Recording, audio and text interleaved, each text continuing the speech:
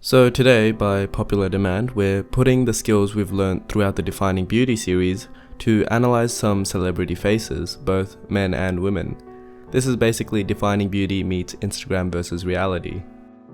As always, the disclaimer that I'm not trying to harm or injure anyone's brand.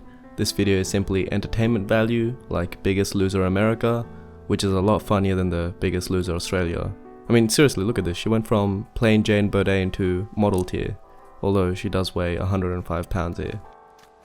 Alright, first up is Bella Hadid, an incredibly successful model in her own right, but her pictures have a lot of variation between them. As people in the industry can tell you, during your test shoot is about the best you'll ever look. In this red carpet photo, she has nasolabial folds running down her cheek, and eye bags making her seem older and more tired than she really is due to the harsh lighting. On the plus side, she has very high cheekbones. I say very high because they start just below the eye and end in line with the upper canthus. Compare that to Miranda Kerr, who also has high cheekbones, but they start much lower near the nose. Kerr's cheekbones are much larger but less prominent for the same reason, a physically longer zygomatic region making her face seem wider and rounder. This gives her a higher facial width to height ratio, which can be linked to numerous studies as being seen to be more honest and approachable. She services a completely different market in modeling to Bella Hadid because of these features. Now, going back to Bella, her jaw has a very wide and masculine bigonial width. I mentioned this in Defining Beauty episode 4, but in modeling, the majority of runway models have somewhat masculine jaws with high bigonial width.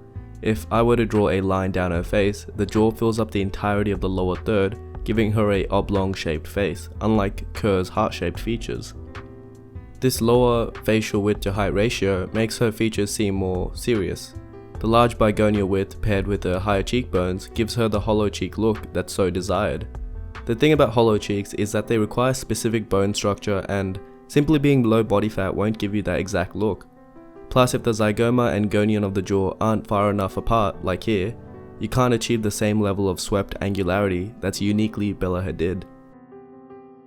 For modeling, Bella has a pretty above average eye area. She has a positive canthal tilt with little eyelid exposure and no scleral show. Her eyes are wide set, which complements her high cheekbones and adds to her serious appeal. Much like animals in the wild, humans assume personality by facial features. This isn't pseudoscience, it's why cars are designed to look angry, aka aggressive design. The next time you're looking at a runway show, look at the model's facial expressions. In couture and design, they rarely smile or look approachable. Again, this is that allure of exclusivity that they and their clothing are unattainable. It's why she fits the bill perfectly and is often seen as the poster child for the industry. Alright, let's move on to add some variety. Next up is South African model Carmen Solomons. Before I get dumb comments again, both parents are of Khoisan descent, and she said in an interview with Cosmo that she's 100% African. First thing that's striking to me about her is that she has a very wide face. Like Miranda Kerr, she has the ideal facial width to height ratio to suit a heart face shape. Her nose is actually quite flat and wide, which is common in people of African descent.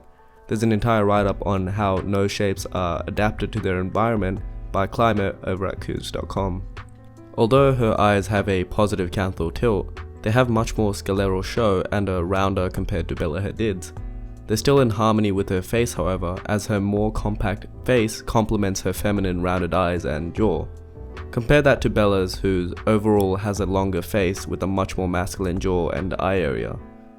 On that same train of thought, she has more fat in her cheeks and doesn't have enough physical distance between her gonion and zygomatic bone to achieve a hollow cheek look. Not that it would really go with her face anyway.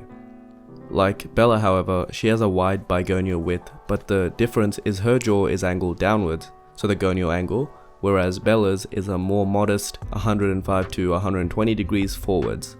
This gives her the characteristic heart shape, whereas Bella's is oval. In this photo, her face shape is completely different. It's still more rounded than Bella's, but her jaw is not as pointed downwards as in the other photos.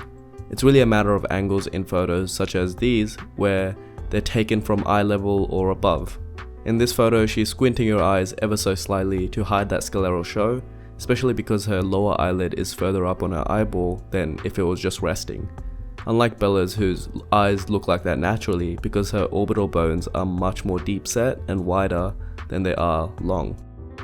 To me, all her features really strongly personify her as the bubbly girl next door type, which would explain why she does more lifestyle photo shoots than runway ones. Her and Bella would probably be in the same tier of beauty because of how well their features complement the overall looks that they're known for, albeit being completely different in bone structure. People often mistake me as saying that one type of feature is better than the other in the Defining Beauty series. In actuality, it's about how well that feature harmonizes with your face. These two examples have completely different faces and are from different ethnicities, but they're still equally as gifted in facial aesthetics, not by Eurocentric standards, but by universal human attractiveness in terms of symmetry and averageness. Let's take a male example now. Chinese model Chalet is a bit less well known in the space, but a good analysis nonetheless. From the side, he's got an almost ideal gonial angle of 120 to 130. In Defining Beauty episode 4, I go over the best rated jaws from a recent research paper, and this middle ground gonial angle softens his very large jaw body from looking like a G.I. Joe character.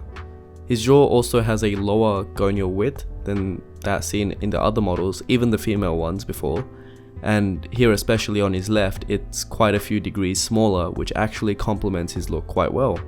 One of the most defining features on him are his prominent cheekbones. They're somewhere between low and high, and the zygos starts quite far back on his face, but he has a long enough face paired with a compact mid-face for it to work well. His nose is actually quite feminine, with a small, almost non-existent dorsal hump and narrow body. From this angle, the only drawback I'd argue is that his jaw is too strong for his face. He's got a very strong jaw that seems to extend well past the nasion of the face, which is one of the markers for defining a prominent or a recessed jaw. His forehead and brow bone have little forward growth, making his entire head seem to tilt backwards like an Easter Island statue. Compare that to a model with forward growth all around from forehead to maxilla to jaw, and the side view is vastly different, more masculine and aggressive. Flatter faces are common in Asian phenotypes because they have the highest level of neoteny in their features, which means that they retain the most baby face features throughout maturity. That's great for making females look more feminine, but not so much in men trying to look more masculine. I'll do a breakdown of the research papers soon on the CUF site. His frontal view hides his flatter features, making him look like an Asian James Dean from the front. However, his side view gives a different impression altogether, which could help explain why the vast majority of his portfolio are three-quarter views, which get the best of both worlds. Photographers know this intuitively through experience, and when they say that they're taking your best side, this is what they're actually thinking about. Does the client want you to look more masculine to sell products or feminine to sell a lifestyle? His features, especially from the three-quarter angle, serve him really well.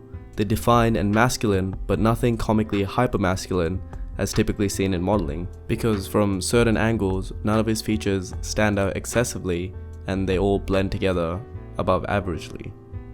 Alright, it's a shame that I only managed to get through 3 faces today, but if you've enjoyed this idea of the series, show some support and I'll try to get through more in one episode.